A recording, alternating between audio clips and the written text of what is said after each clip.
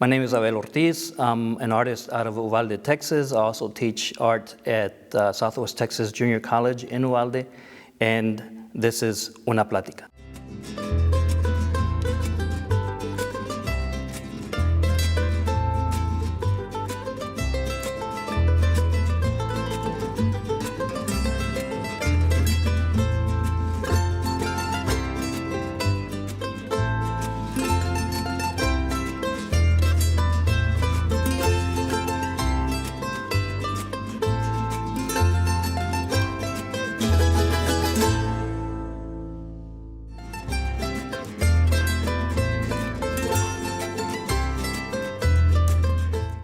Ever since I can remember, I've always been drawing as soon as I could draw cartoon characters, lucha libre characters, wrestlers as a kid, even before starting to go to school.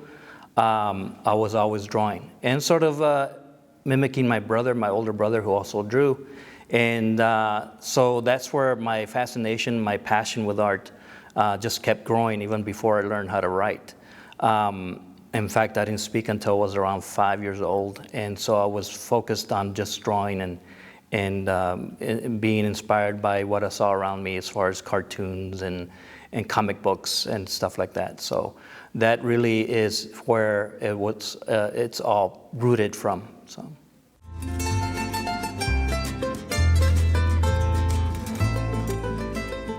That's a question that I think I have dealt with ever since I was a teenager. Being born in Mexico, I've always considered myself a Mexican artist, a Mexican. Coming to the U.S. when I was 8 years old, but being raised on the border, I always thought as Chicanos as being Mexican-American, first generation or further. But after watching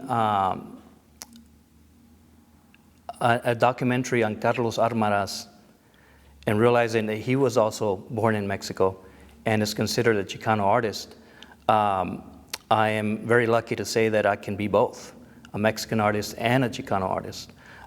Into the Fire is highly recommended, a documentary on Carlos Armaraz, and that made me realize that as an artist, whether Mexican or Chicano, we have to do the work, and we have to make art for and from the community.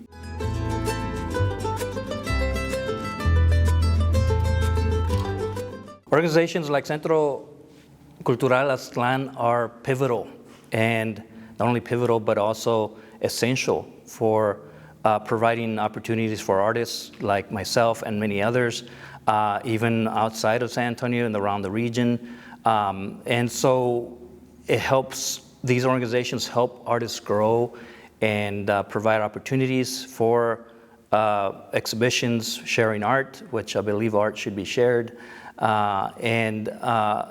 So these types of organizations are a foundation for a community of artists and the community itself to come together, share ideas, share concerns, bring up awareness, and through the artwork itself.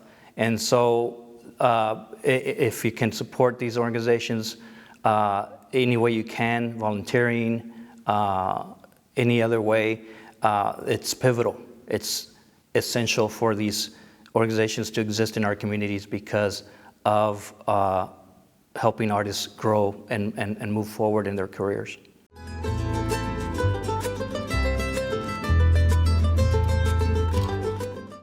Well, I used to live in San Antonio for about 8-9 years, and I really miss it being outside of San Antonio, about an hour away. You're almost out of sight, out of mind. And so it's really important for me to try to get exhibitions or group shows in town because, again, I'm really tied to the art community here in San Antonio.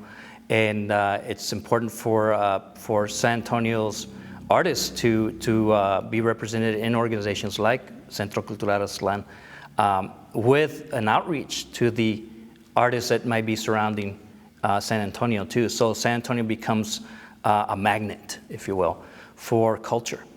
And as culture producers, artists, there's a lot of talent outside of San Antonio too that would love to participate. And so San Antonio is, again, very important for artists like myself coming from smaller towns that basically provide connections to other artists to flourish the career in art as well. And to, again,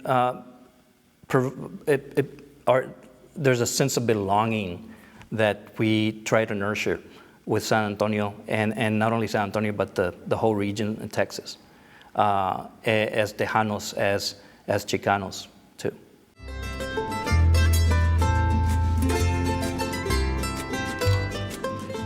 The first advice I would give artists that are emerging or thinking about a career, it is a very challenging career, but it's also, if it's your passion, it is so rewarding in so many ways.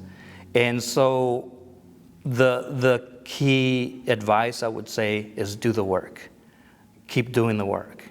And no matter what, just keep doing the work. You'll be growing every time you do a piece. You'll grow, and you'll keep moving forward in your career.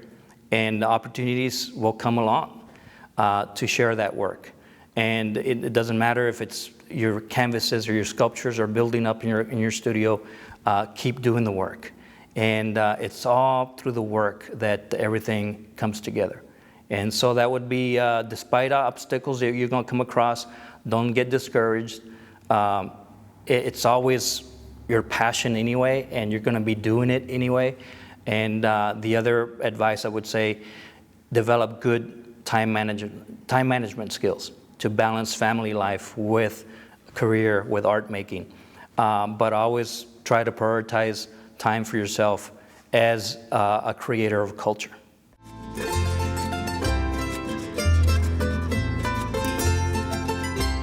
The painting Assimilation 2 was painted back in 2001 in grad school as I developed a series of paintings dealing with immigration and my own experience assimilating into the U.S.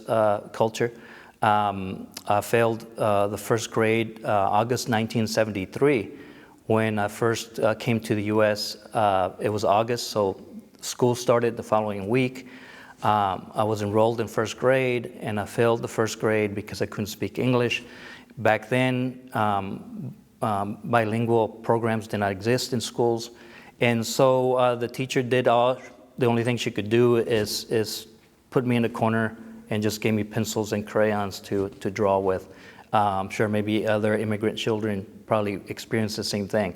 So I just drew every day I came to school, and that sort of developed my skills even further. I failed the first grade, took summer school, and then started to learn English. And so this painting deals with that period where I'm assimilating into the U.S. And if you look at the painting, you'll see the border across my face. And there's also an Sabritas logo making its way north into the Mexican border. Sabritas was bought by Frito-Lay back in the 1990s too. And so I saw this logo, or this food and snack becoming American, just like I did. And so I did a whole series on that logo with immigration and assimilation in mind, as this iconography assimilates into American culture and becomes part of the iconography in U.S. culture, just like immigrants do. The taco truck in the forest, basically looking at prints, old paintings found at thrift stores, antique stores. There's a sort of the idea to try to superimpose part of your culture into that scene.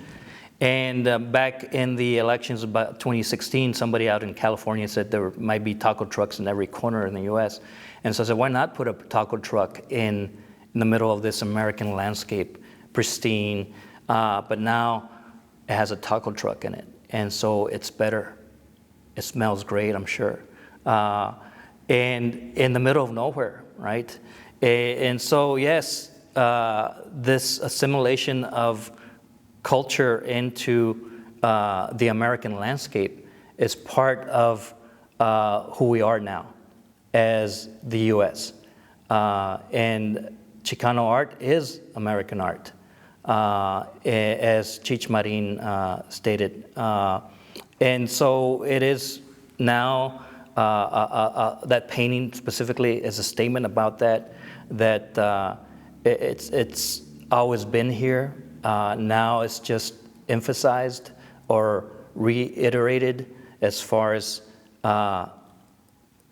reminding everyone that Mexican culture was here all along. And it's always been part of the landscape in America.